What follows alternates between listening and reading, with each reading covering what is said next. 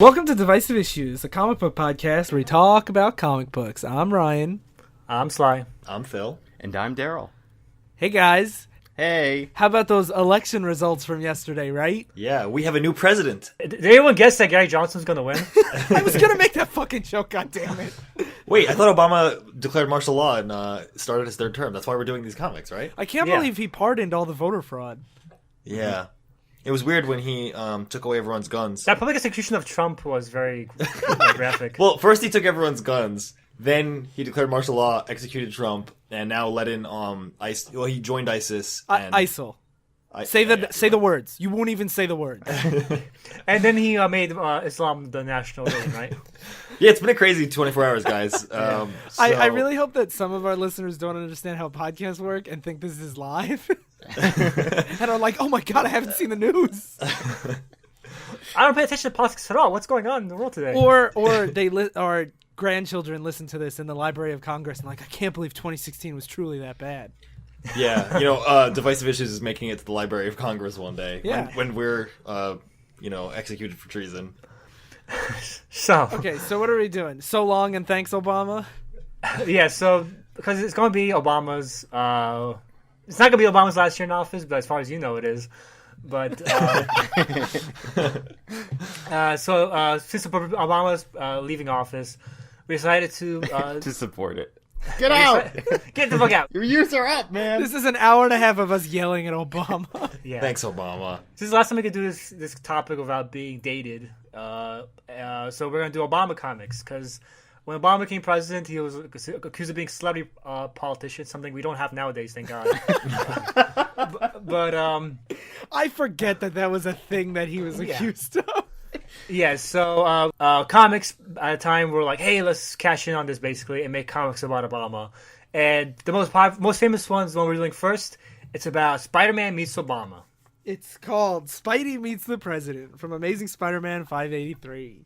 It's crazy that you can say something like, we're doing Obama comics today, because up until last week, I didn't know that was a genre of comic. I don't know if genre is the word I would use. There's a bunch. Yeah, there's a bunch. But it's not like its own genre. Yeah. They're not like, we need more Obama comics. But we could do multiple episodes on just these, but like we trimmed it down to like a specific list, catering a specific narrative. Yeah. Obama's like Dracula. He just shows up for a lot of comics for a while. Yeah. Obama's like Dracula. He drains our country dry. but just to give some backstory on this issue, this Obama story was created as a backup to a main Spider-Man issue. And basically... this issue sold so well that the main issue became irrelevant, and when they reprinted it, they just reprinted the Obama cover on the front. And it's only like, what was it, like 5 pages? Yeah, it's like 5 pages, and the trade is the Obama cover as well. Really? Yeah. And It is a good picture of Obama. Yeah, and Yeah, he's pointing at Spidey, who's hanging, and he says, "Hey, if you get to be on my cover, can I be on the dollar bill?" Yeah, because Obama's on the $1 bill. Well, you get a lot of actually a lot of more jokes from the same cover, because all the reprints, because it went into so many printings, are like, "Sheesh, guy gets elected and suddenly he's everywhere," or "Can we go inside now, Mr. President? It's freezing out here." Wait, is that last one a joke? It's freezing out here? Because it's January. It sounded like you made that up as a bad joke. But anyway, the creative team it's written by Zeb Wells, who wrote one of the darkest Spider-Man stories ever written. Yeah. This one. Yeah, this one. Obama as president. The true nightmare. The darkest timeline. Okay, and I love this artist, so I have no idea how to pronounce his last name. Todd Nauk? That can't be right. Now? What do you know him from? Because He did Young Justice in the 90s. He did Injustice? Okay. Yeah. So we ready to jump in? Let's Yeah. do it. Cool. Always. So I vote we do. Yes, we can. Let's change what we're doing right now and get into this. I hope it'll be good. Obama. Right? Why'd you just say Obama? Because it's a joke, right? His whole campaign was about Obama. Obama. True. Okay, so Washington, D.C., the White House, January 20th, 2009, 7 a.m. It opens with Obama and... Where did you get a time? It doesn't say a time here. It does, too. Ours does In the trade, it does. Yeah. And ours says U.S. Capitol, not White House. Well, the trade is revisionist history. We're reading the real shit right here. Okay, so I'm secondary source Ryan today. So, it's Obama getting dressed for his inauguration, and his... Who is this supposed to be? some lady, I guess, whoever dresses him. We definitely have different issues. Go read the one online, Ryan. What? This is the actual. The trailer obviously augmented it to give us an actual plot. Okay. Yeah, ours just opens up at the inauguration. What? Yeah. Yeah. Well, I'm going through this because it's still so short. All right. Sorry, tell to us too, Ryan, because Okay. we don't have this part. Okay, so History is written by the victors. he's getting dressed, and he's like, "Hey, how come your company sent me two of the same suit?" And this lady closes the door, and he goes, "There was no mix-up, I'm afraid. That second suit's for me." And her skin gets all weird, and she attacks him. And then he's walking outside, and the Secret Service is like, "Everything all right, Mr. President-elect?" And not creepy at all, he goes, "Oh yes, everything is according to plan." As someone on the other side of the door just goes, "Hey!" And in parentheses it says, "Plan mis Keikaiko." Yeah. And then the Secret Service says, "See you at the ceremony, Mr. President-elect." And so he gets in the limo and drives away. And then at this point, Wait, he drives a limo? okay, Secret Service drives away. You have to tell the story accurately, Ryan. We don't see this. Sorry. And then real Obama, who looks exactly the same, comes out and he says, "Joe, stop that car." And Joe Biden's like, "Barack, but you just drove off. This is just like that episode of Knight Rider when the evil Michael." And Obama cuts him off. He goes, "Enough Knight Rider trivia, Joe. That's an imposter." And he says, Is that a thing Joe Biden does? Knight Rider trivia? I guess. And I guess it's just trying to play into that like dopey caricature of him. yeah. He's a gaff machine, right, guys? And Joe Biden takes the keys from Secret Service and he goes, "Hand over the keys. It's time to put all that Knight Rider knowledge to use. Scranton, Joe Biden's driving now." So none of this stuff is in your copy? No. So our story takes place entirely by Spider-Man's perspective. All we see is his perspective of the inauguration. That's so weird. This is so weird. I feel like I'm being like fed lies right now. But I'm like, this isn't how I remember the inauguration. Well, after Obama got elected, he passed an executive order to change the comic in his image. So True. He's like, I want more Joe Biden Knight Rider jokes. Because in the original comic, he's just a victim of Chameleon. But here, he's getting the limo, he's driving and fucking crashing into cars and shit. So now it cuts to, meanwhile, outside the Capitol, and Peter Parker is running because he's, of course, late for the inauguration, which he's covering for, at this point, I guess, the front line. So he's working for it, doesn't matter. So Peter, of course, forgot all his credentials because he's a fucking idiot and can't do anything right. So obviously security here is so strong, he just jumps over a wall, and he's like, "I don't need credentials, I've got Spidey credentials." But he gets caught by Senator John McCain. oh my god, none of this is in. Yeah, this is a fucking actual issue. I don't understand. They're like, we gotta add McCain in. We gotta. Add... You're like an old man that's misremembering a story. I'm looking at it. Okay. Continue. What happened? What does McCain say? So John McCain's like, "I know you, Peter. You're a famous photographer. I love all your pictures of Spider-Man." You have the McCain voice. "Hello, my friend." Hello, Peter. So he goes, "Hey, some of us still read newspapers, you know. I love your pictures of Spider-Man in the Bugle. I even bought your book." See, Obama added revisionist history that McCain still had to touch his stories in the papers. Yeah, oh my god. Obama's tyranny. He's like making fun of Biden, making fun of McCain. Everyone but Obama. For some reason, McCain has press credentials on him, so he gives them to Peter. And he's like, "Thanks, Senator. And if I ever need Doc Ock's arm broken, I know who to call. What a strong handshake." And then McCain looks right in the camera and he goes, "I will not confirm any Supreme Court justices." He Not today, not in 8 years. He doesn't say that. So then fake Obama is like, he's about to be inaugurated. What is it? Sworn in? Inaugurated. Sworn in. Yeah, inaugurated.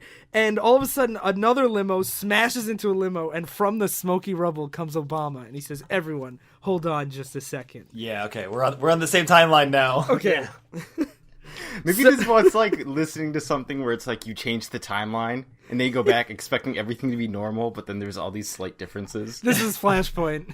Ryan's actually from the original timeline. We're from the altered timeline. Shit. Berenstein Bears or Berenstain Bears? This is the real Mandela effect of Spider-Man. So then there's two Obamas. So the Secret Service goes, "We've got two situations here. Two of the exact same situations." But President Obama's obviously a situation. That's what they call him in Secret Service, because whenever Obama's there, it's a situation. Yeah, he was on the Jersey Shore, right? He was the situation. Yeah.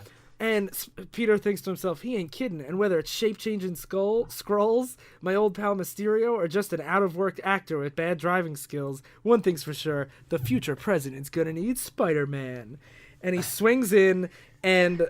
I was thinking about how I feel like they probably did a comic like this, but there's some person that maps everywhere Spider-Man's been, and they realize that Peter Parker's also been everywhere Spider-Man has been.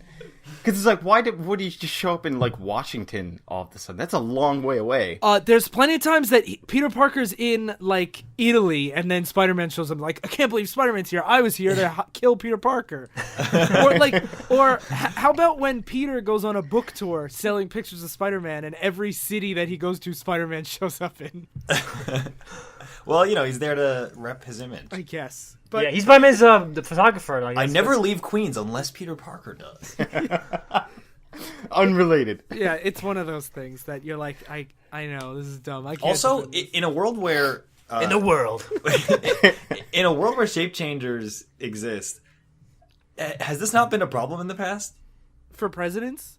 For, important people in general. The chameleon has replicated a bunch of important people in the past. Oh, spoilers. Like, they don't have any kind of, like, fucking tests for this at this point? They have telepaths who read people's minds, but I don't know. They didn't bring it up here. Well, no, they have a test. We're about to get to how they figure it out. I know, but I mean, I feel like... I always think about this when I see how big the Marvel Universe is, like, how they haven't adapted to the times enough. Like, how does the White House not employ a personal telepath bodyguard for the president? And that's one thing I always wonder, like, because, like, they have technology for, like, Tony Stark is, like, futuristic, like, flying machines and stuff.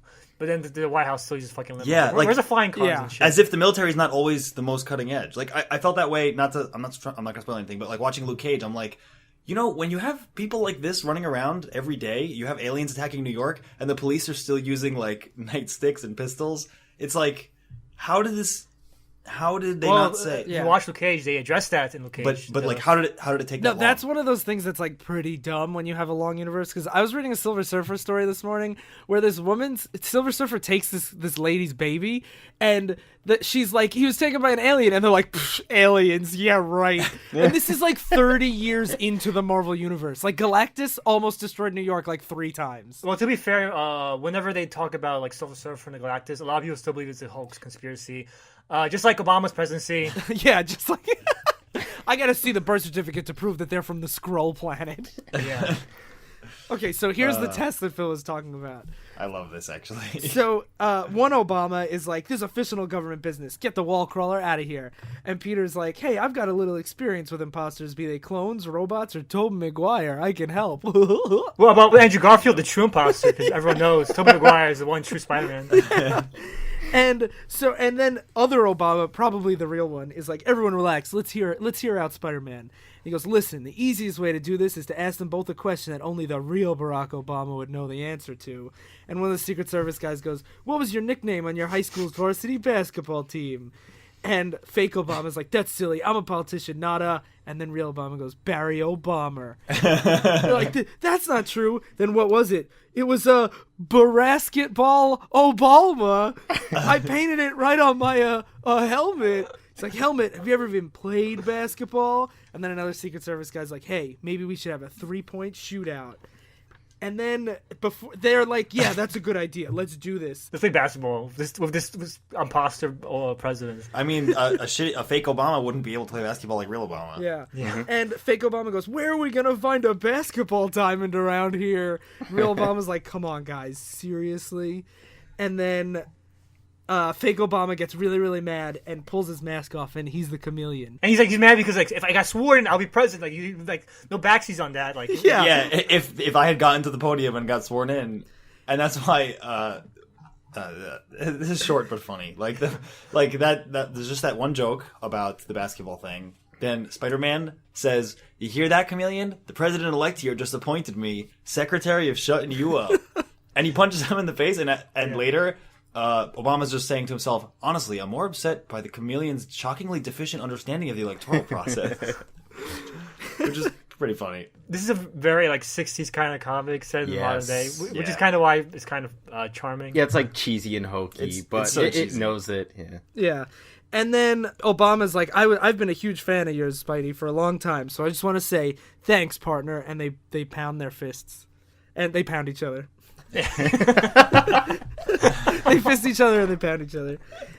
And then Obama gets sworn in. Wow, that is some revisionist history thing you got there. And he does say Barack Hussein Obama. That's important. Mm-hmm. And he gets sworn in. That's not an original version. They fucking edited that in. This wasn't edited by Obama. It was edited by the Republican Party. Yeah, McCain. And Spidey says, I think...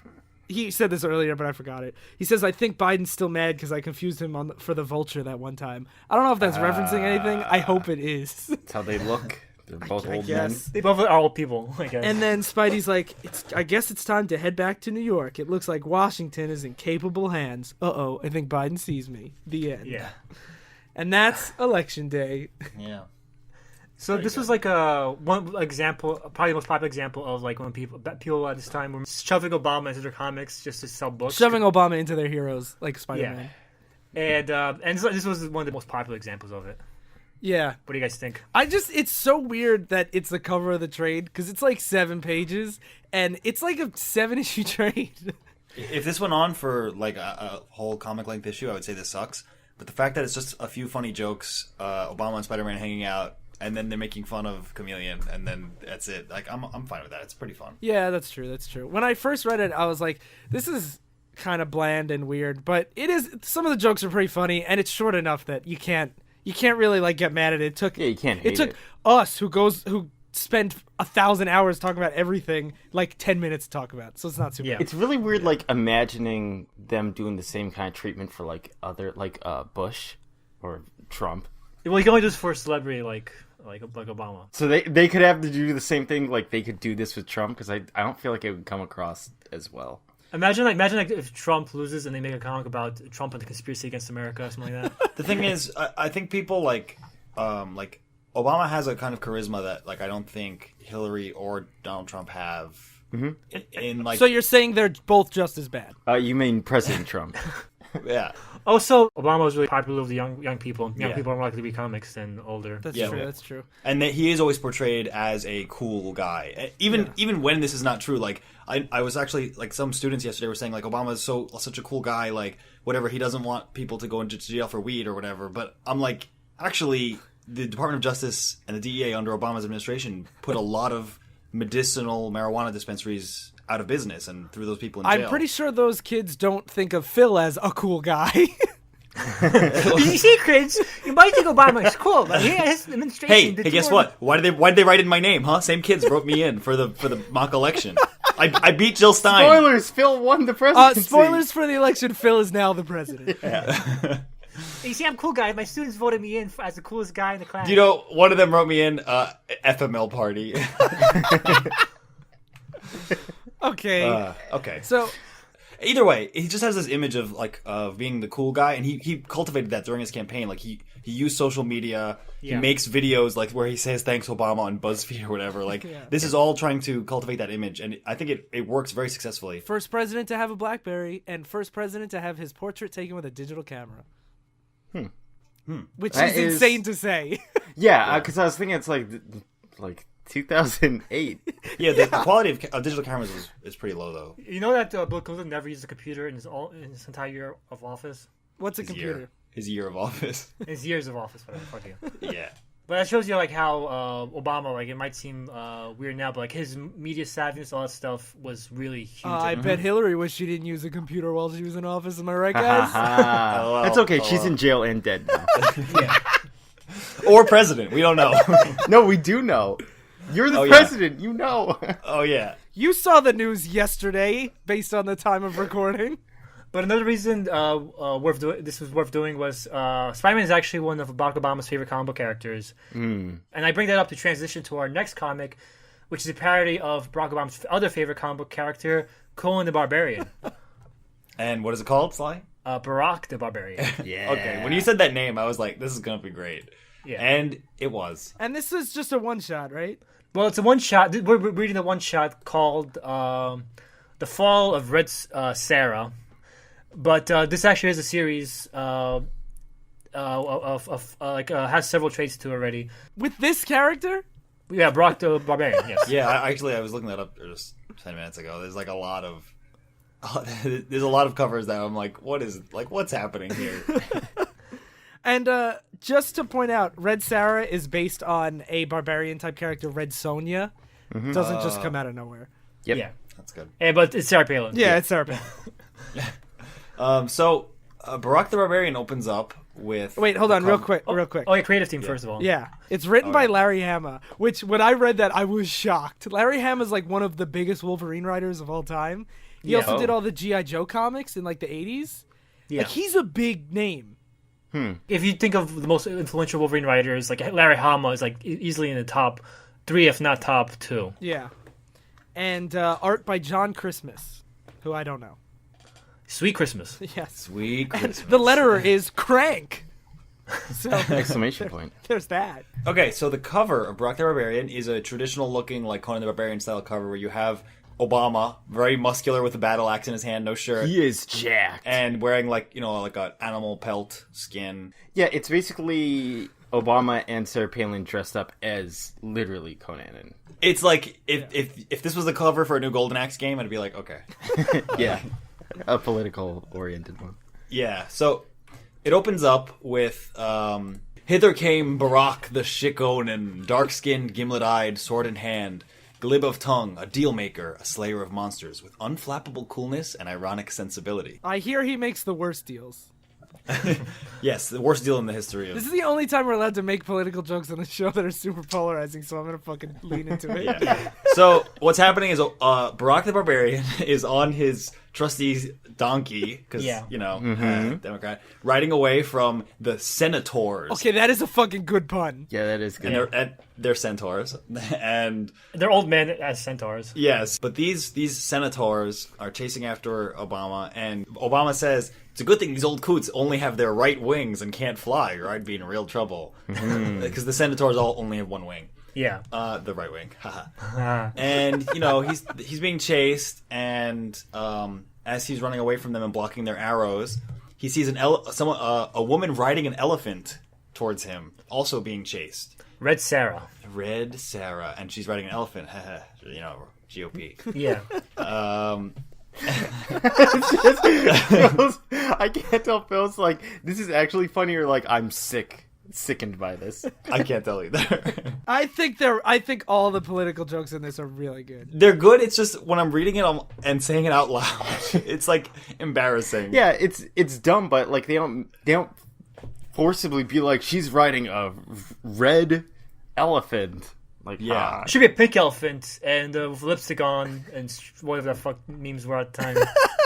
Yeah. So she's being pursued by left-leaning mutant wolves of the new media. So yeah, the new media is going after Sarah Palin. The Republican senators are going after Obama. So they make a deal to help each other out. She says, "I'll deal." He says, "I'll deal with the new media wolves, and she'll deal with the senators." Yeah. And Only a Republican killed Republicans. That's the moral of the story. Yeah, and only a liberal can get the respect of the media. Yeah. And basically, they're like, good job to each other. And she goes, "I'm a survivor, you betcha." And they go to the. Did they say where they're going? No, They're just going to random city. a city. It's a wasteland where no city is supposed to be. Yeah. And they're like, "Where'd everyone go? What's with those vultures circling around? No smoke from cooking fires, no dogs barking. Maybe they're out to lunch?"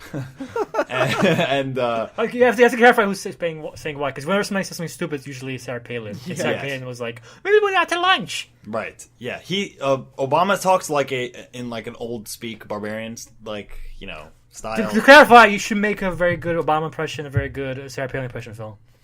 Okay. And just to be clear, the scale of the architecture is decidedly deceptive. At least they left the front door open. That Obama was pretty good. Yeah. I practice. Every day. When I was practicing to be president, I was practicing my Obama. That's why people vote for him, because he's like, this is basically Obama third term. Yeah. But I'm white, so it's even better. So, this is skippable, right? This is The new wolves can't make it inside the city. And Yeah. the senators won't come close either. They're afraid of this place. Yeah. Yeah. They stumble upon a bunch of dead people, and they go into a dark alley. I'm trying to see what's worth talking about here. Yeah, it's kind of hard. This comic is like 48 pages, so they have enough time to do like padding and building suspense that really is important to clarify. Yeah. I do like the art though during these. Me too. cases. And we should have said Sarah Palin's hair, the red hair, is the only color in the comic. Everything else is black and white. Yeah. And that's something to clarify because the actual main series is actually in color. So I think it's a personal choice to make it black and white because it's black and white with Sarah's red hair as the only color. And a lot of the line work is really cool. Yep. Yeah. But just to say what clarify what Darryl was saying, the build of suspense. When they're going to the city, all they see is dead corpses of people with their hearts ripped out and stuff like that. Yeah, this one appears not on. The heart is missing from this one, and this one died writhing in agony. Yeah. So they're like, what's going on here? And then someone shoots a blowgun dart at them. Barack's swift reflexes blocks it. And they go after this guy who shot at them. And they go into a trap. Right? Yeah. Yeah, they grab him, and he goes, you're one of them. You're on the death panel. You're out to kill us all. This was probably my least expected and favorite joke. My favorite joke is at the end. When did this come out? 2009. They were already talking about his death panels this early? That's because that's what like Sarah Palin was really big for. She's the one that started the death panel talk. Oh, that's right. That's right. And the person who said this says, you'd let the cluster owls explode our hearts. You'd let the big C eat us up. You'd let the flu murder us in our sleep. And then he dies. What's Big C? I think that's supposed to be cancer. Oh, okay. Because that's the only thing I didn't get. What's cluster arrows? Cholesterol. Oh, yeah. I didn't get the cluster owls either. That one was so great because later on in the comic, which we're about to get to, when the cluster owls attack, they're like, I have a pain in my left arm, or like my heart, like my chest is tight. Because I was sitting there when I was reading it, and I kept saying them out loud, and I'm like, cluster owls. I don't get what this is. It has to be an obvious joke. That's pretty clever. Yeah, I thought they were pretty clever. And they get surrounded by these people, and he says, the villagers of the town that were in hiding before. we are strangers here seeking refuge. We have no quarrel with you. We were attacked, and we fought back. And they say, let's hear them out. So Barack basically asks, how did your city fall into this dire state? And then we get some backstory here, really important backstory. There was once a great market in the central plaza of the city. It was called the Bazaar of the Healers. There, mendicant healers, leeches, sawbones, tooth pullers, herbalists, mages, exorcists, etc. all could hawk their services or display their goods in open competition. In this free market, the citizenry could pick and choose and get a fair deal. But then, AIG, the usurer, I think it's egg. They pronounce the egg, but you can tell it's a reference to AIG. AIGH. The usurer realized that applying the practices of his own trade to medicine was the road to untold riches. And then you see a snippet of a guy saying, psst, people are getting a fair deal means we don't make as much profit. Think about it. Yeah, and it's a flashback. And then, long story short, you have to spend a lot of money to get treated or purchase protective spells against mystic creatures, and the poor can't afford health insurance, Yeah. Talking about the health insurance industry. Very subtle political commentary. Yeah. Yeah. And then Sarah Palin says, I don't see the problem. It's just business, right? Nothing wrong in turning a profit. And he says, even if it involved in trading in human misery, can't have winners without losers, buddy. And they explain that in the city, most people are losers. There's only a handful of winners. And People had to pay an enormous percentage of their income for the simplest of medicines. Yeah. yeah. Also, he points that the sick and dying turned to sorcery, and the portals opened like the horrific nether realms. Yeah. Yeah. And I do like here, this is why this is what tipped me off to what cluster elves were. When they, cluster elves mystically clogged the arteries of their victims. Oh, yeah. The big sea prowled the streets, devouring all in its path. And so most people die. And Barack Obama's like, it's better to fight than accept inevitable doom. Or And something. Sarah says, I'm not crazy about siding with losers. Well, that's why she endorsed Trump. And, well, he might be president right now. So Yeah. I'm going to be killed for my dissonance. We're gonna get, if he's president after this episode, we're definitely gonna get sued. Yeah, defamation of character. Because we have so many people that we've obviously damaged his image.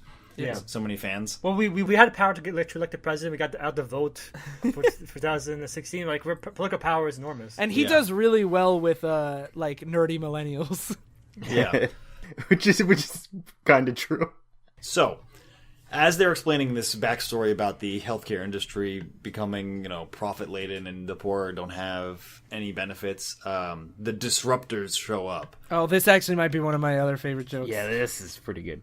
So, what are they trying to make by calling them the disruptors? What's the joke? Oh, I mean what they are when they Because show up. disruptors are actually things that it's people that come up to ruin rallies and stuff. Oh yeah, well, the town hall shit when people come to destroy the town halls and stuff. Yeah. Okay, because I was like, I didn't get it. I mean the monsters that show up. Yeah. yeah, Yeah. so The giant big moss monsters that come and attack. yeah, covered in grass, bristling with roots, Grassroots. Yeah. Yeah. and Obama says, "Looks kind of fake to me, Sarah." Like ordinary yahoos playing dress up. Yeah, But they get taken down before they can fight them. So they get knocked on the head, and they wake up in like some Jabba the Hutt. What was his place? Jabba's palace. Sort of. Wow, you call yourself a nerd? Yeah, I forget where it is. So they wake up in like there's this hugely grotesquely fat man. That's Egg. That is Egg, and Obama's chained in front of him. Oh, and he also name drops his sidekick, HMO. Oh yeah. Who's just like this old wizened man with a doctor's head mirror on his forehead. Okay, AIGH we can pronounce as Egg. There's no way to pronounce HMO except like Homo, I guess? Himo. Okay. So HMO is like, forget the questions, Egg. Let's just dissect him, because that's what doctors want to do to people in their death They panels. push expensive surgery. Obama's like, Egg, Egg, you're the one who sold out your fellow citizens for a handful of silver, and he goes, no, not for silver, for gold, more gold than I could ever count. Also, one thing to point out, he's really he's like a Jabba level giant fat monster. He has his nipples pierced and then his second set of boobs pierced. It's really I think weird. he has 4 nipples. Does he have 4 nipples? I actually don't know. Oh yeah, yeah, he definitely does. It's weird, and he also has a Cthulhu chin. It's because he's a big fat guy. Yeah. You grow more breasts the fatter you get. Yeah, but you don't get nipples on them. How do you know? Boom. Yeah, you have to go Boom. gain 100 pounds, Ryan. Then you can tell us. And so anyway, Egg is like, I got into cahoots with old HMO here and our other pal, Farm. PFFARM. Pharma. Yeah. And we all raked in even more. Ha ha ha. And Obama gets angry and charges at them. And then He says, how do you know conscious? And HMO says, conscious? Don't you believe in free enterprise, allowing the market to regulate itself? What are you, a socialist? And he kicks him in the face. yeah. And then down in the basement, we see Sarah Palin, or Red Sarah, tied up. It's a completely different character, Phil. You can't. That's the definition of character. And we're going to get sued. And basically, Farm is down there explaining to her why medicine has to cost so much to comp R&D costs. Did we explain the farm is a big spider? Oh, no. He's a big spider saying, we have to spend all it's expensive for R&D, so we have to charge this much. And she's like, I take all your concerns very seriously. Just unchain me and I'll help you out. And he's like, I'm not really an evil mutant spider. I have feelings. She's like, you betcha. What you need is a big hug. Unchain me and I'll make you feel better in a jiffy. And he's about to unchain her. And then HMO comes down. He's like, were you about to unchain her, you idiot? And He's like, no, I was tightening her restraints. Yeah, that's it. Yeah. And he's like, she came in with the troublemaker upstairs. And she's like, he's no friend of mine. Why, he's a no-good foreigner and probably a troublemaking reformer as well. Why, he's probably stirring up trouble down in the dungeon even as we speak. He's probably up trouble stirring down. Yeah. Up, down, turn around. Up, down, left, right. Trumped up, trickle down. That's gonna be a meme that catches on, right, guys? Yeah, good one. Good one. You mean it's already a meme? Yeah, it's the law now. This is a meme. Yeah. We have to call it trumped up trickle down. President Clinton, Executive order. Yeah. Took our guns away and took our memes away. Yeah.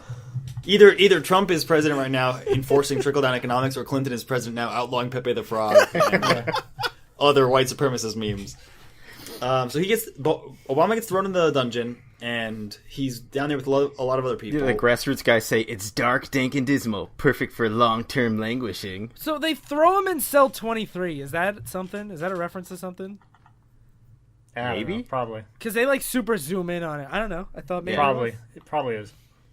And I didn't. Yeah. And this guy's name is Curly. I don't know what that a reference to. Exactly. Yeah, I didn't know who he was either. And basically, Curly had dug out a tunnel. It's almost as if this political commentary is dated a few years down the line. Yeah, almost. Yeah, you guys remember Senator Curly, right? Yeah. So basically, Obama stages a prison break to let all the prisoners out, and they're dragging Sarah Palin down to the dungeon, and they see that all the cell doors are open, and she's like... Yeah, and he escapes because Curly has been digging a tunnel with an old spoon. Yeah. So Obama pushes his healthcare reform on the backs of hard workers, right, guys? Yeah. And Palin says, I can stop him for you. Just give me back my weapons. So they're in the tunnels, escaping with all these people. And the grassroots guys show up. Yeah. So... Obama fights him. Bonk. And he basically knocks them out and sees that they're just people in grass costumes. Yeah, they're fake grassroots like the actual Tea Party. Yeah. And they go... After the sewers. Yeah, they go after the sewers. Sarah Palin's on the hunt.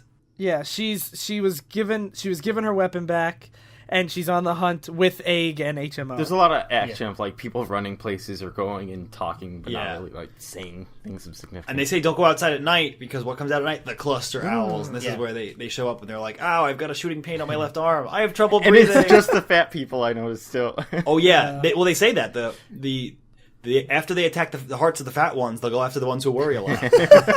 But just to clarify, Palin decided to hold back and just let the cluster hours finish off Obama while it's nighttime. Yeah. And Barack Obama starts fighting the cluster owls. Yeah, cool things of him using two swords and one in each hand, just just cutting them up.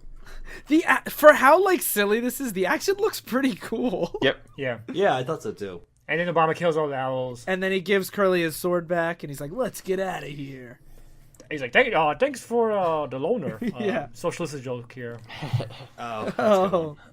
And basically they're like, oh, they must have been, taken out by the cluster owls. And then one of the grassroots guys comes in. He's like, oh, excuse me, I just went out to clean the moat, and it's full of dead cluster owls. Yeah. Anybody got an extra large roasting pan? There's also when did we get to the part where Egg is talking to Red Sarah yet? And he's like, "What do we need her anymore?" And HMO is like, "We gave her back her weapons. It's not so easy now." Yeah. She knows where the other rebels congregate. Best to ring her of all she knows before we slip her the poison margarita. Also, I want to point out, when they find out the cluster hours are dead, the farm, the spider, says, what the fuck? Yeah.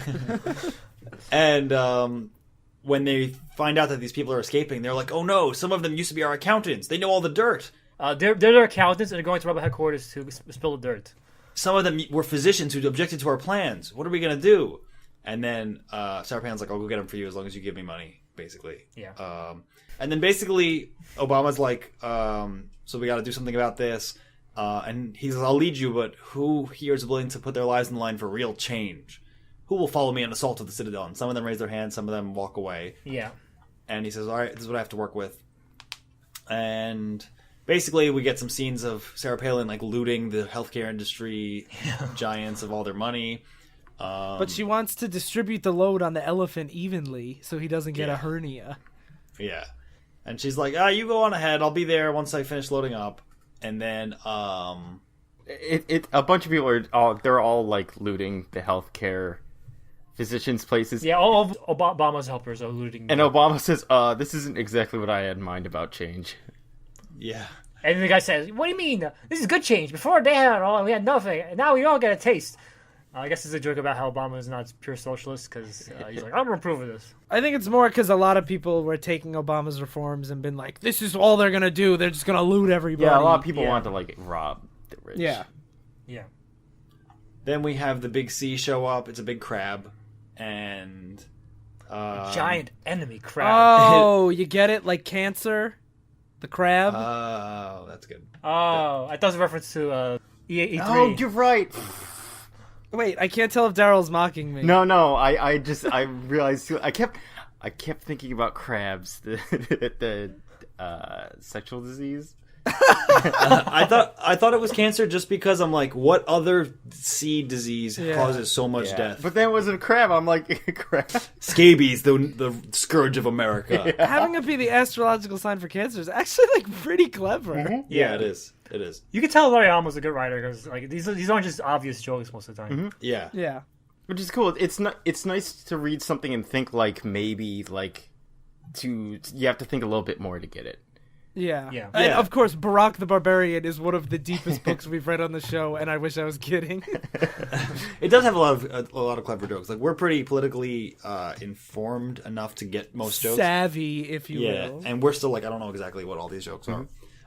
So there's just a long fight scene where he's fighting. He has to flip over the cancer crab and attack a 3 point for massive for damage. massive damage. $599 US. Yeah. Yeah, he basically cracks open the shell, leads it to go attack Egg and Farm and HMO. Yeah, and it's like swiftly murders them all too. Yeah. Yeah. The crab rips off Egg's head. Spunk. It's the sound effect. Yeah. Yeah. Splunk. And it runs out of the city now. Also, funny joke here where they're like trying to run away, and they're like, "Get ready to jump, Curly." He goes, "I can't," and he goes, "Sure you can." Like, yes, we can, I guess. Yeah. I don't know, maybe. now we're looking for meaning in places where we're not sure. We're like, maybe this is like Obama's saying. And basically, cancer or the Big C runs away with the healthcare giants, and they say, "Hope it's got a taste for senators and Numidian wolves." And then they see there's elephant tracks and heavy laden as well. Looks like Sarah made a deal with the triumvirate and skipped out on them like the maverick she is. And then basically he's about to leave, and they're like, "No, an angry mob is besieging the citadel. All the doctors, shamans, mendicant healers were no longer being monopolized This by is the the rich. most groan-worthy joke that there's. This is my favorite joke. This is my favorite joke out of the whole Have book. all hung out their shingles in the bazaar of the healers again." And he goes, "What's wrong with that? Some of the healers want to go into a business with a partner and hang 2 shingles on a single signpost. There are diehards who like the old system better and oppose this newfangled idea vehemently. They won't support a shingle pair system." And Obama looks at the camera and he's like, "Wah, wah." And the donkey too is like rolling its eyes. Yeah. And no, don't get me wrong. I love this joke, but it's so such a stretch to set it up. I know that's why I love it, because it's such a dumb joke, but he set it up and I makes me see it coming even before it's set up. Yeah, and especially because Obama and the donkey are like, "We get it. It's a Yeah. single pair system, guys." Yeah. Yeah, and they like obvious troll face, and Obvious trolls, obvious. yeah, and then they leave, and they see the senators and the new media chasing the elephant tracks, and probably too intent on their prey to notice something crustacean scuttling up behind them. And here's where their paths all cross. They see like a battleground. That crab is eating the guts of the elephant. Yeah, so the elephants are dead, and they kill everything, all the new media wolves around, and everything too. Yeah. And the last half page is just Sarah Palin dragging a treasure chest away from the fight. In the hot desert. Yeah. Yeah. And that's Barack the Barbarian. So thoughts? It was pretty Yeah. great. Yep. It's pretty good. I liked it. I liked it. Me too. So speaking of things we liked, let's go to something we don't like. Speak for yourself. What is this? Wait, okay. Our listeners have no idea what's coming, and there's no way for us to accurately tell them this is one of the most confusing and dumb things we have ever read. Yeah. So Sly, what the fuck is this? So we talked about how we talked about how the big comic companies had Barack Obama first show up in their comics, and the Barack the Barbarian was our example of what smaller publishers did with Barack Obama. That was Devil's Due Publishing. Devil's Due Publishing was a small company, and they made several. And the editor of DDP Publishing said they purposely made Barack comics that when people saw them on the stands, they'll make people say, "What the fuck is this? I have to read it." It worked. It worked. Yeah, so we have the big cash-ins from Marvel. We have the third publishers trying to catch us with weird stuff. Now we get into a third, very specific niche. Manga artists in other countries trying to incorporate Obama into their vast, convoluted tapestry of plot. It's called Air Gear. Yeah. So you might know this. I never heard this before, but It's written by Ito Ogure. His nickname is Oh Great. yeah. Oh, that's how I told him about this. Oh, great. But Eric, I have to clarify. I think this explanation will surprise even Ryan, Darryl, and Phil. You won't surprise me. Just for the record, it's volumes 226 to 229. Yeah. Technically, it's called Trick 226, is what the chapters are called. Okay. I'm trying to look up when this was made. 1994. Weird, right? 2012. Yeah. So, but the premise of this book will probably surprise all of you too, because I didn't really get it the first time I read it. But basically, it's about a bunch of kids on rollerblades who basically they have the gang wars on rollerblades, like basically Jet Set Radio, kind of shit. And they're called air treks. I did not get that the first time I read this. I thought it was about fucking like Medgar, like convoluted military plots or something like that. They were skating around a lot, and they did talk about how like they do have that. There's another sports plot like at the last issue. Reading this felt like the first time I played Sonic Riders, and I'm like, what is going on? What is this? And why is everyone skating? Not only was this one of the most confusing storylines I've ever tried to follow, but the fan translation we read is horrendous. So the plot makes no sense, and additionally, the language is almost incomprehensible. I think part of the problem, possibly, is that they tried to translate it too directly. They did a Kakaku effect here. Yeah. And like this is a problem that many fan translations have, where they're like just like if we do word for word, it'll be fine. But the phrasing becomes so awkward that you're not getting the intention of the sentence. Yep.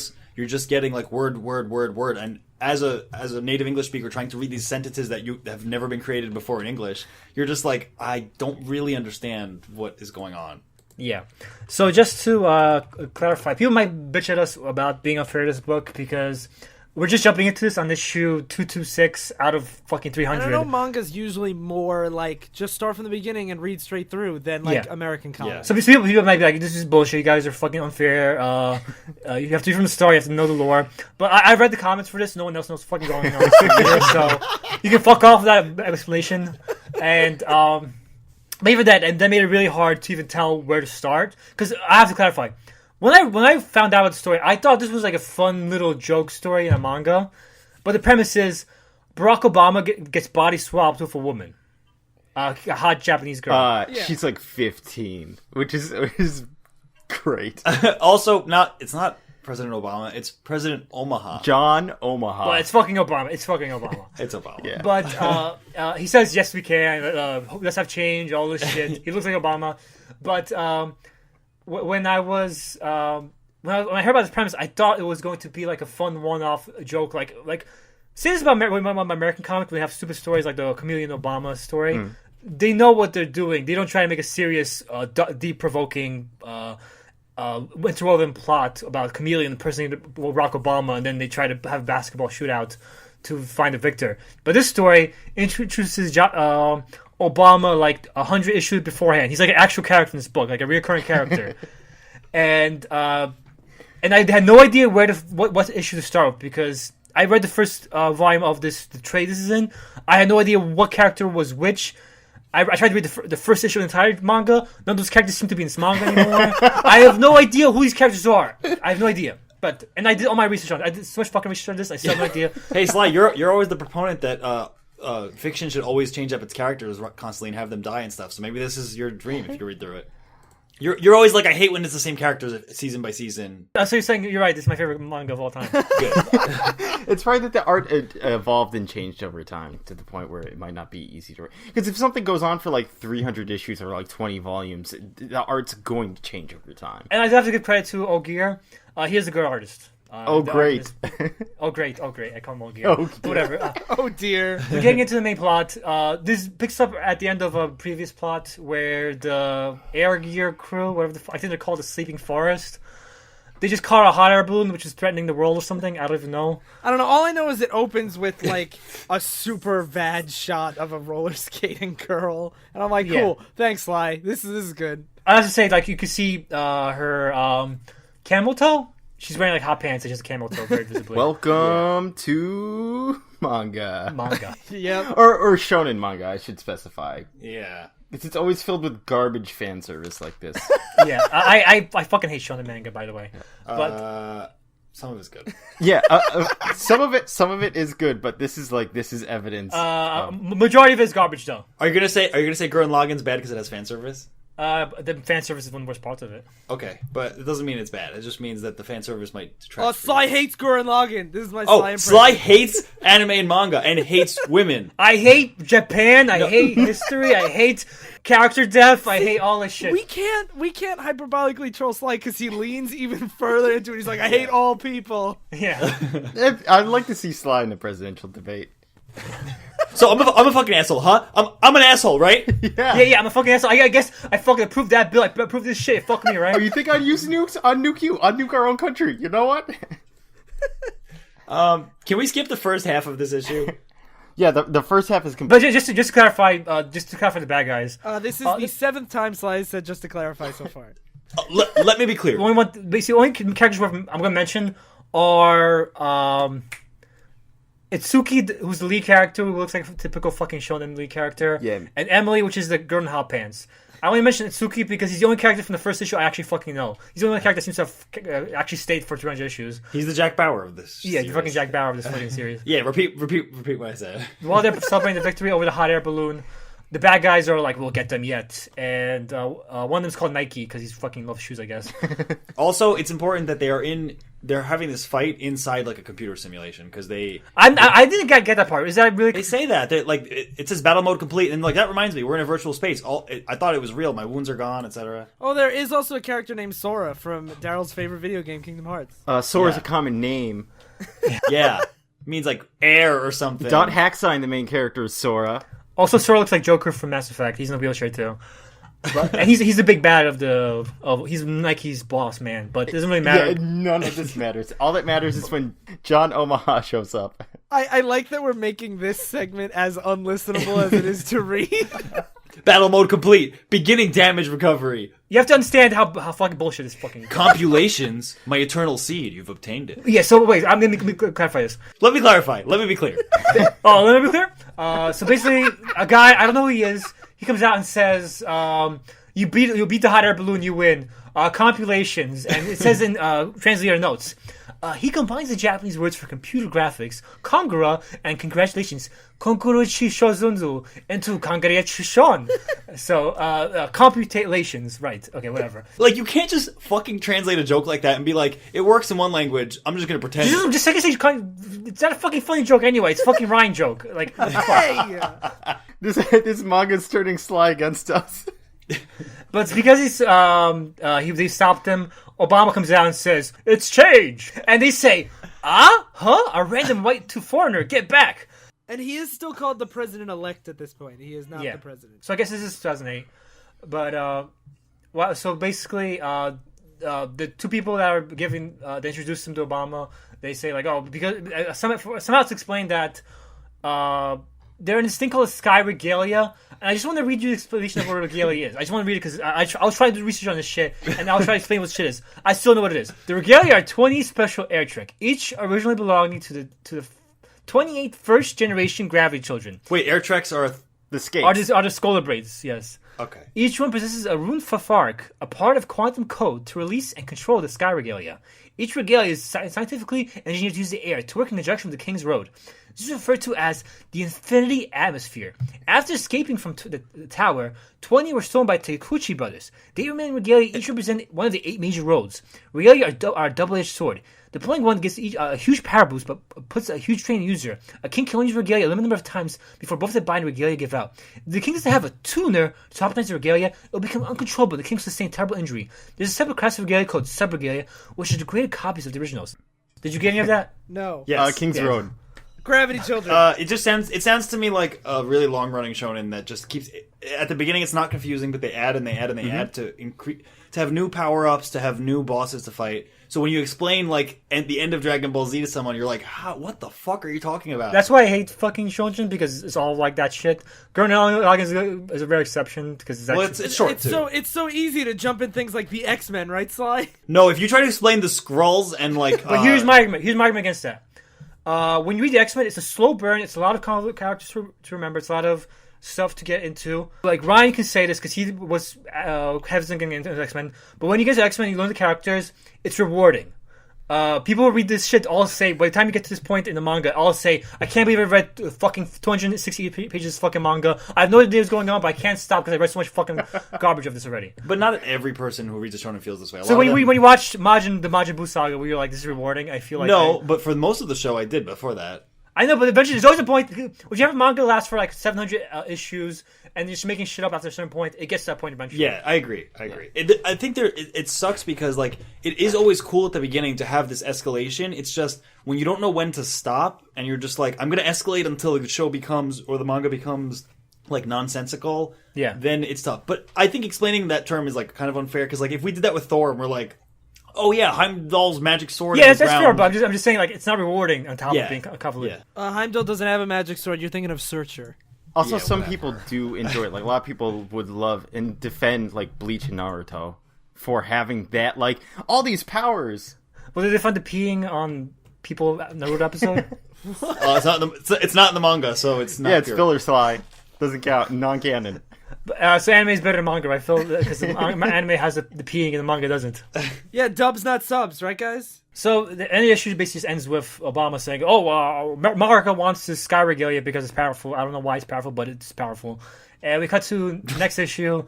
There's just a half-naked woman jerking off or something. You get some more great fan service. And I didn't realize until later this is a member of the bad guys, member of Sora's Kingdom Hearts crew, whatever the fuck the name is.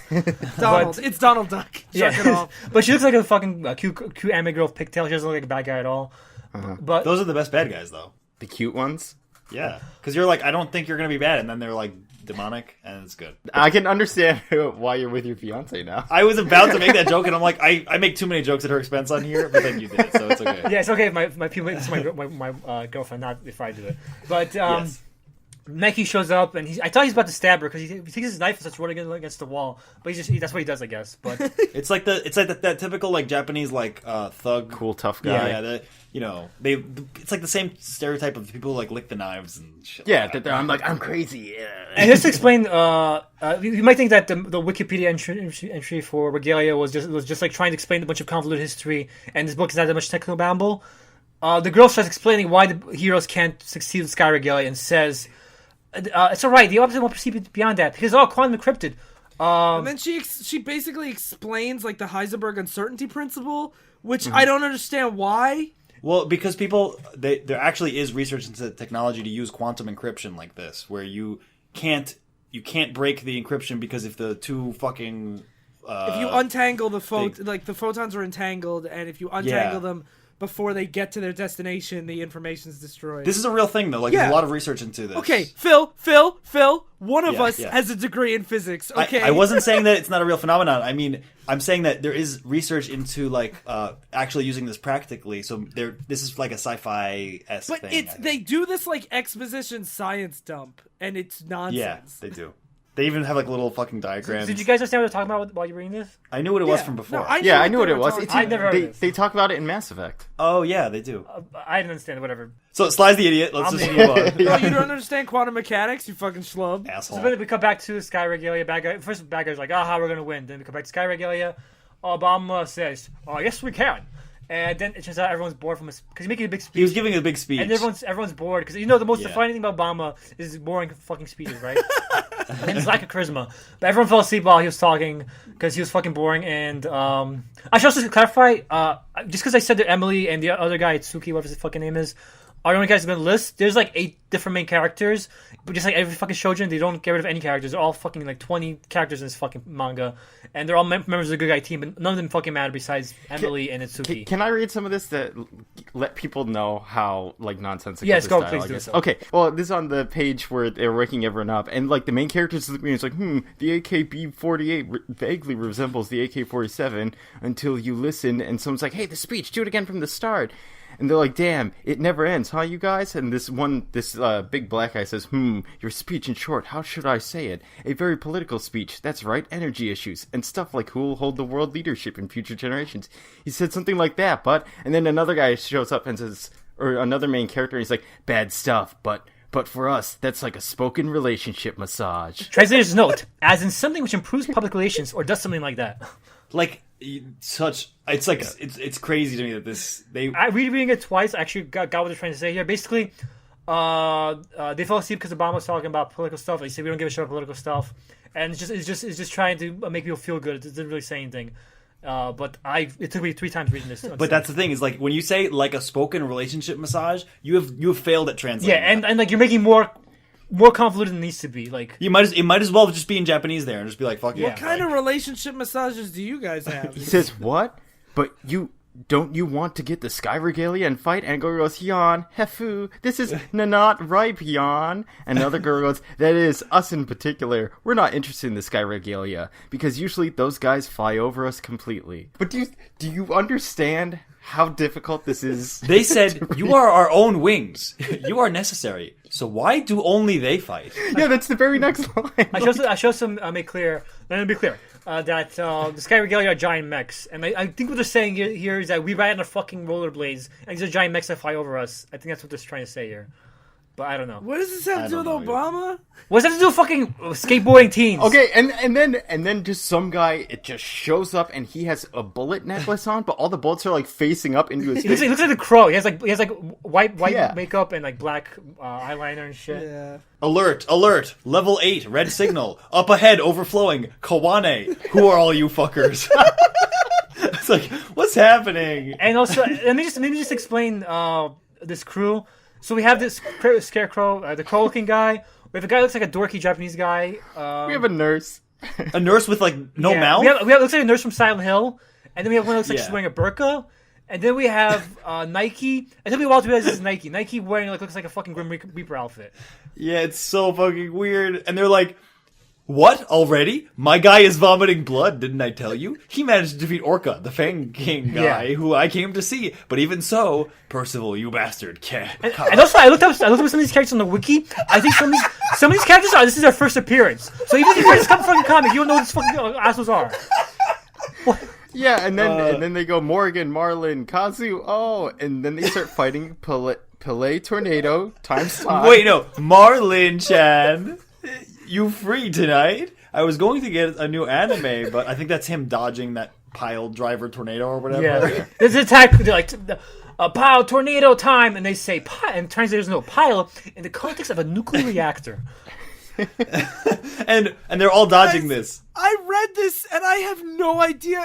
I'm looking at it. I don't even know what page you guys are talking about. Look, he's doing that attack, and then you see all the villains dodging it. And while they're dodging it, it's supposed to be funny that he's like, you want to go watch anime tonight? Like they're so casual about it. Like this is such a not a threat. It's so easy to dodge. And then it's like in the was it Cell when he's like, I almost felt that when all the Dragon Ball Z squad just punched him like a million times. Yeah, they try to show how much more powerful they are than the heroes, and then they go after Obama. Nike goes after Obama and says, "I came to invite you on a midnight date." I don't know what that means. Must be another fucking idiom that we do not get translated for us. So we're just like, I guess that's a thing in Japanese. Or it's literally supposed to be that. And this writer, again, is just crazy. But then Emily jumps in front of Obama, and then we cut... And then some guy with a mustache and long hair pulls cords out of a computer. This is later. This is after the fight. It's because they were in this virtual world. Oh, they were in the virtual world? Right. Okay, so they take it out of the virtual world. He gets That's how the body swap happened. They were Oh my god, I didn't get that at all. Okay, I clarify so much. You guys got to read more Shonen manga. Okay, so they're out of virtual world now, and what happened was he was attacking Obama, and when Emily pushes him out of the way, when they pull them out, it like mixes up the signals or whatever, so they get pulled out into the wrong bodies. Like they're in like this matrix. It's like the Matrix, but instead of downloading Kung Fu, you download Obama. So Obama wakes up in Emily's body. He says touching his boobs, checking her panties, and then they're like, "What's going on?" And he says. And Emily says, "It's change." And the end of the caption, "The memory of a certain mouth and the way of speaking." Adachi is Omaha, and Omaha is Adachi. Guys, if you woke up and you just were in an anime girl body, would you not touch your boobs? Would you not be like, "What the fuck is happening?" And now, like, I would, it's but changed. I'm I not accept trying this. to be president. I accept it because it's changed. I have I to be believe in at a change. higher I will moral Barack Obama. standard. And I'm Ryan Flinch. I'm too upside when trying to make a joke. That's a good impression. Okay. Anyway, now that we've ironed out what's going on here. And then, so next issue. To be fair, this is where it starts to get more comprehensible because it's Obama in this girl's body, and they're addressing this instead of the Sky Regalia or villains showing up. It's now Obama's a little girl. So what do you do? And it says on the first page, the appearance of a middle school girl, Emily, inside President-elect Obama. Is this the birth of a middle school president? And Obama's like really excited to be in his body. He's like, "This is great. I'm in this sexy 15-year-old." I have a question. Yeah. Is Obama the president of Japan here? I think he's president of the United States, and those people that the chainsaw guy killed were. But are these people American? No, they're not. They clarify they're not. They're not. Okay. But while dealing with Obama and Emily's in Obama's body, being treated by the Secret Service, and she says, "I am something like the president. I'm not that, but..." That's the translation we get. Yeah, it's great. Really good. Only her mental form was caught in midair and swapped, so we avoided the worst situation. Ah, what are those guys? Totally kicked our asses today, yo. Yo, dog. And then Also, I should clarify, they all look like the fucking typical Japanese punk kids, like in fucking Kingdom Hearts, the fucking Kingdom Hearts croons.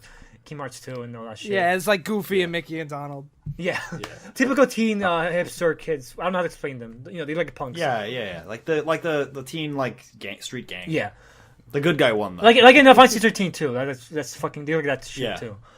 And then we switched to like this fucking U.S. Marine Corps Special Reaction Team. Jane, Mick, Yeah, they need names. Michael. For no reason. Michael, rise to welcome the president. And it's... I think it was just the author's desire to use just American names or English names. So they had to pick Mick and Michael? They couldn't have gotten a little more like diverse? And then they go to welcome president. First I have to clarify, before this happened. Okay.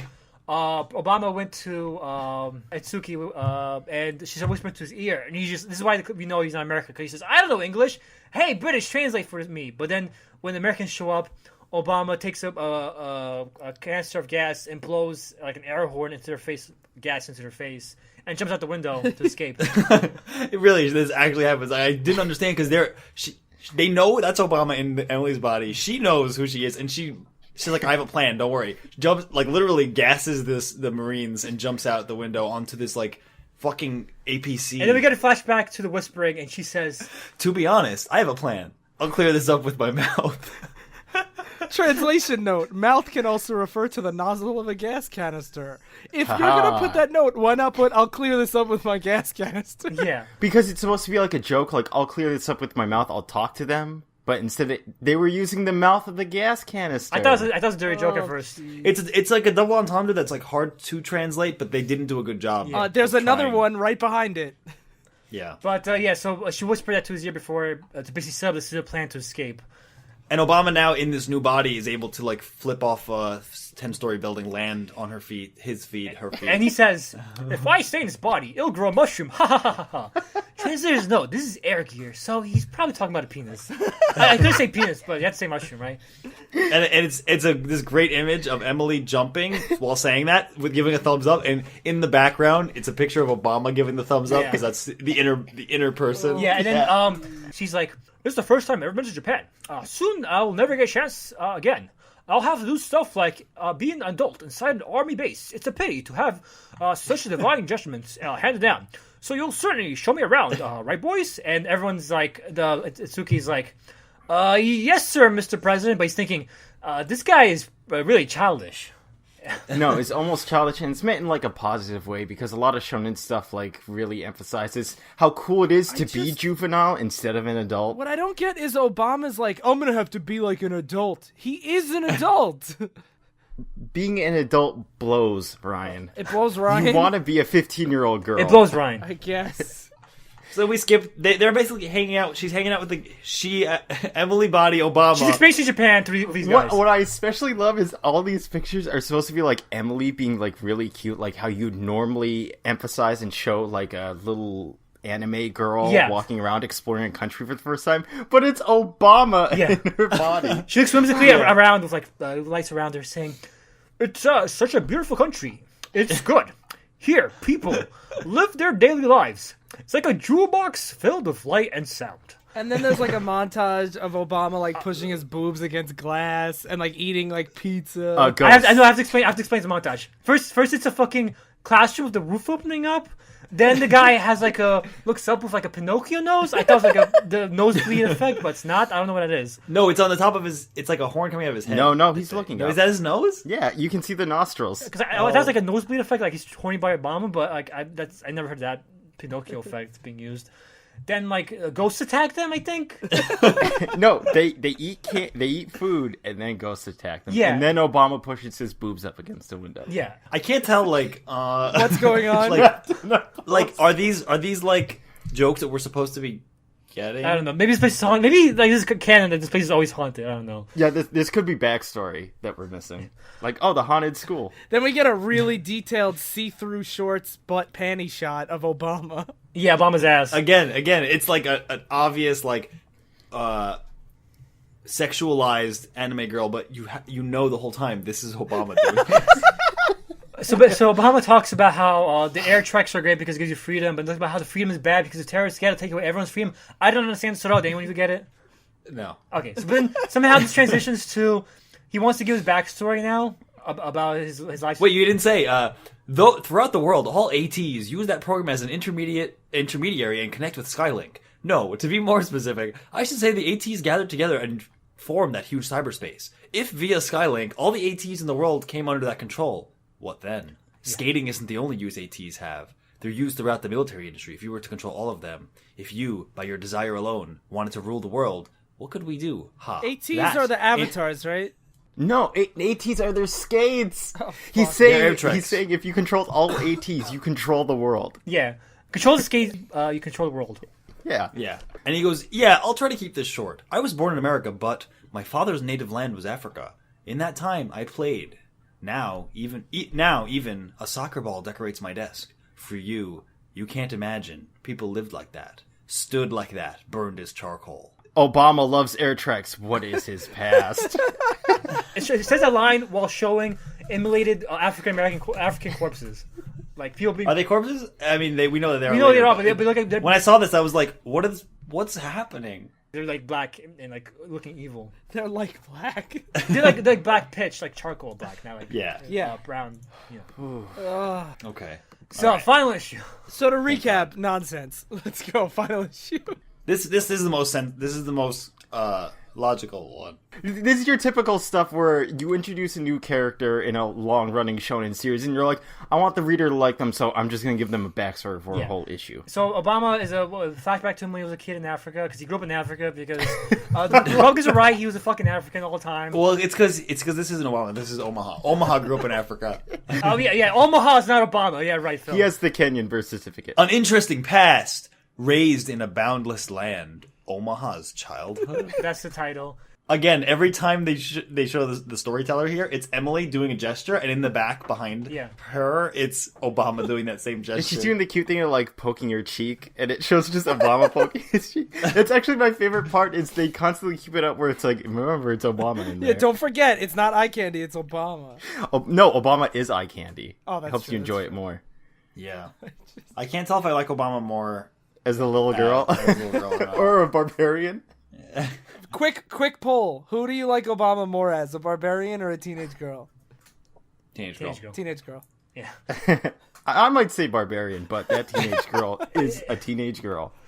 So in this town, basically there's an oil pipeline that ran to their small African village. Keystone Pipeline ran to the African village. He wanted to be a soccer player. And he had a sister called Hatch, which is a very African name, I'm assuming.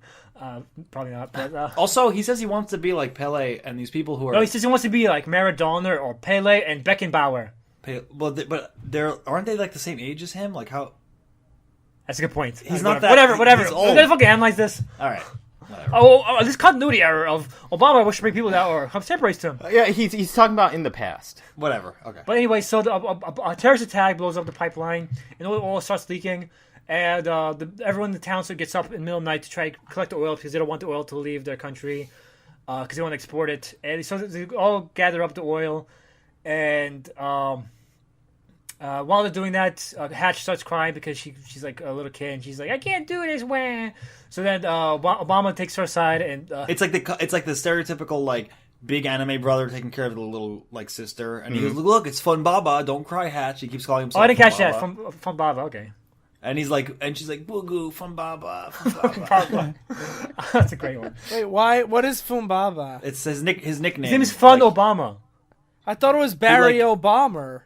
The chameleon should have read this. No, it's basketball baller. Yeah. Ryan. Oh, Balmer. Yeah, but Obama's dad was started smoking cigarettes because Obama's dad raised him. He taught him socialism. That bullshit propaganda spin now it's not true. But anyway, so his father, like a typical socialist, started smoking cigarettes in front of the oil and blew up and killed everyone. That's what socialism does; it kills everyone around you. But Obama was safe because he was taking his sister to console her. He was out of the range of the blast, so he's the one that survived. Is this true? This is a pretty horrific scene. No, this is true.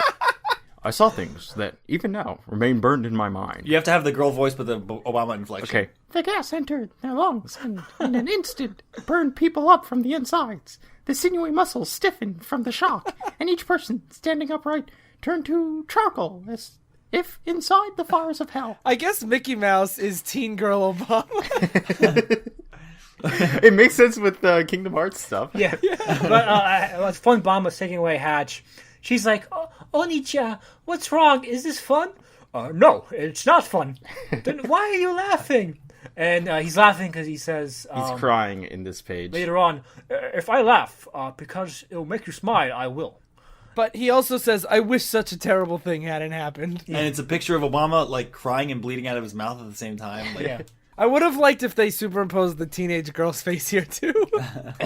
Yeah. And then he's still laughing when they get back, and he explains, from that day, I've been like this, continually laughing. Back then, when I lost my father, it was for the sake of my younger sister. Now, it's for the sake of the world. For one day, children throughout the world are able to laugh from the bottom of their heart. I believe that will be the greatest blessing for everyone. And while he's giving this impassioned speech, we're getting another side of this girl's camel toe. Yep. Yeah. Well, she is in short shorts sitting down. So you can't not draw her in short shorts in camel toe doing this impassioned speech about why he has to keep being positive and give people hope, right, Darryl? They always call him Phil. Yeah. And so the girl is like sitting there saying the speech, and next to her is like a faded Obama, obviously giving the speech, which is another great scene. It's and then so good. We see a picture of the main characters with their heads in their arms, and it looks like they're sleeping, like his last speech. And he goes, "Sorry, it seems that I don't have anything that you guys can relate to." Well, the speech is over. And then they pick their heads up, and they're covered in tears, crying. And it's comedic tears, like, you know, in anime when people cry from the nose and stuff as a humorous effect. That's how they're crying. Like, And they're like, I'm so sorry for my rudeness before. I'm so sorry, and you're the president. that's what I meant by I thought they were so calling it childish, and so, like, because he's acting so childish, wanting to go around Japan, that they thought he was just an empty candidate, but now... No, it's because they like him being childish. I feel like you need to read more shonen. They never talk about things being childish as being bad. Innocent is good. Pure is good. Childish is good. It's never... It's adults that are bad. And that's why they respect Obama here, because he's like, I just want to see their child, the smiling faces of all the kids in the world. And he says, yes, we can. So I get it. He was saying sorry because they fell asleep during his previous speech because it was boring adult stuff. Yep. Yeah. And he says, yes, we can. Translator's note. This is an unclean text version of Ross. Not our fault. The author of Air Grade doesn't English as well as he thinks he does. You know what? You can fucking translate that. You fucking You're a asshole. fucking translator. No, but they wanted to keep it to show you how funny it is. This guy who wrote this in Japanese is an idiot because he doesn't know English.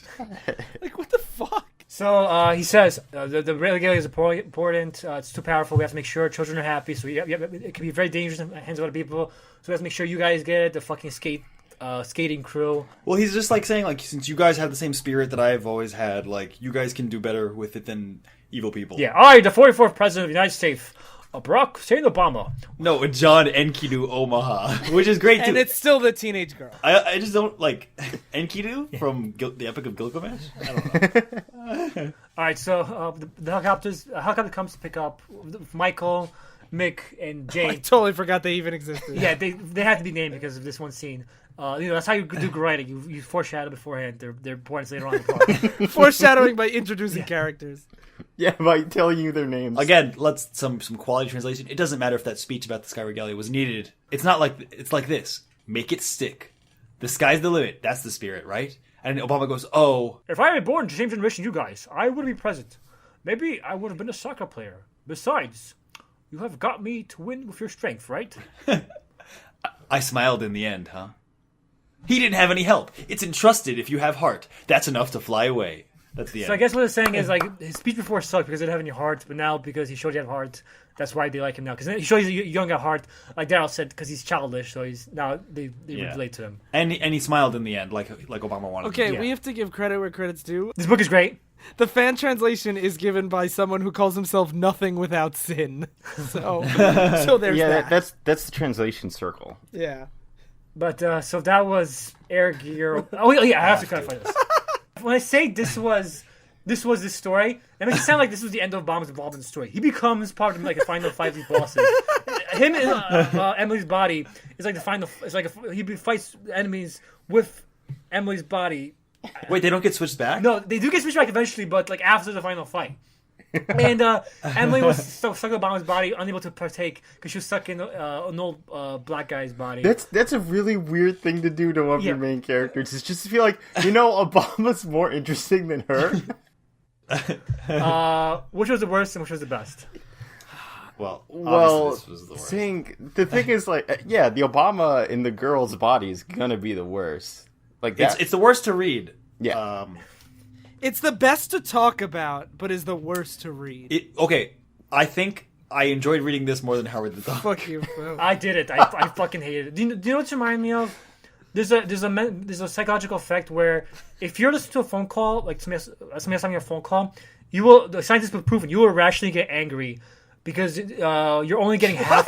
No, it's proven. It's proven. You don't fucking contradict me. It's proven right now. I don't Because what happens is Slide proved this. Slide proved this by listening to people's phone calls. This stays on. Basically, it's an effect where your mind, because of our way we interpret language, our mind will automatically try to fill in the blanks of the conversation, and since we can't completely, we will get naturally frustrated. So if you listen to half of a phone call. yeah, half a phone call. That's what I Okay. meant. Okay, I thought if you pick up a phone, you just start getting mad. No, or no, something. And I thought Sly was scientifically justifying why he gets so mad at us over Skype. No, but because this is, when you have your mind is trying to parse together something that it can't feasibly parse, it gets rationally mad. Okay, that makes that's sense. how I felt reading this book. I got mad. You got mad? When I read it, You don't say. I hated it. I didn't get but mad. talking about it was a lot of fun. But that I doesn't think make it good. you got mad? You guys got mad at this? I got mad at it. I was like, I what didn't the fuck like is it, going but- on? Yeah. Yeah, but like anger? I mean, I felt like it was wasting my time. It wasn't like I wasn't like purposeful anger, like, oh, I made a wrong decision. It was like, I'm trying to parse this. I'm trying so fucking hard. I did research on this. I still don't fucking understand what's happening. I think you guys have like a semblance of how we feel reading some comics sometimes. You can't compare this to fucking any comic. No, this is worse. No, This I is worse. understand where Daryl's coming from. But it's like when we read Howard the Duck and it opens with him eating a gingerbread man. You're like, this is good, like anti-comic. Yeah, exactly. I didn't pick up on any of the tropes I was supposed to, and like I think that happened also, like Darryl said. That's why you guys liked it, because you guys I picked up on the childish trope, on the teen girl body swapping trope. Like, this is great. I love this. Well, I like it because I like the idea of Obama telling a very sad story in a little girl's body. That just sounds really good. Obviously, they're in a virtual setting where their bodies were swapped on the way out. Okay, so what was everyone's favorite? Barack the Barbarian. Barack the Barbarian. Okay. I think the Spider-Man story is still like fun.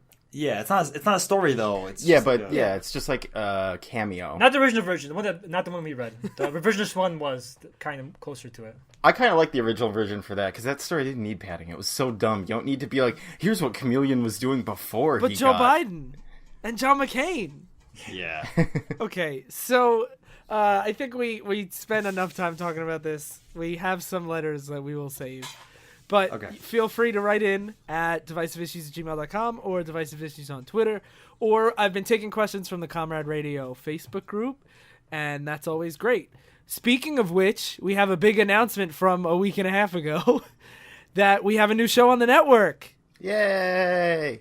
So I'd like to officially welcome Tales from the Static to the Comrade Radio Network. It's a really great show. I listened to the entire show in one afternoon. The episodes are short and it's pretty new. What is it about? It's basic. I'm about to tell you. I'm trying to be, prodding. Ryan, not me, a different Ryan, is reviewing an episode by episode thing of a really old, super, super obscure horror anthology show. So it's basically like really cool creepypastas. Oh, that's really cool. I want to read that. In podcast form. Yeah, it's. I really like it. Ryan Yu is doing that, No, right? a different Ryan. Oh, not you. Also, the episodes are only about 15 minutes apiece. They come out every week, and they're awesome. And the music is really good, so I recommend it.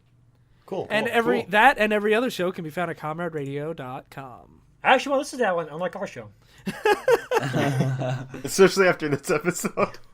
And as always, please rate and review us on iTunes and Stitcher. We've gotten a little more traffic on Stitcher lately, but the sad part is Stitcher tells you how long they listen for, so I know when people quit. That's okay. Yeah. We're pretty shitty. Yeah, we're pretty shitty. Well, sometimes it's useful for gathering information. Where do we start to suck? Oh, five seconds. When in. Darryl starts speaking, everyone just stops listening for some reason. Yeah, that's me. So, recommendations? Does anyone have recommendations? I have one. I'll go first. I am going to recommend a single issue from Grant Morrison's Action Comics. It's Action Comics number 9 of the New 52. Basically, it's a standalone single issue, and the premise is, what if Obama was Superman? And it's basically like Superman. It's obviously Obama. It's not really, but It's like this John Omaha, basically Obama. Yeah, exactly. And he has the powers of Superman, and he uses them to intervene in the Middle East, and uses his physical power to kind of push political power to get his idea of what the world should be like. And So he's even more of a dictator. yeah, well, it's So like Red Sun was a warning against Obama's presidency, yeah, right? but it's still done in like he's still moral and he's still the good guy, but it raises the questions of like, is it right to use your power for good when it's a power that the rest of the world doesn't have? It's a really, really good single issue, and I highly recommend it. I was gonna recommend. I haven't actually played this game, but Metal Wolf Chaos for Xbox is a game where you play as. Developed by From Software. Yep, who made Armored Core, Dark Souls, etc.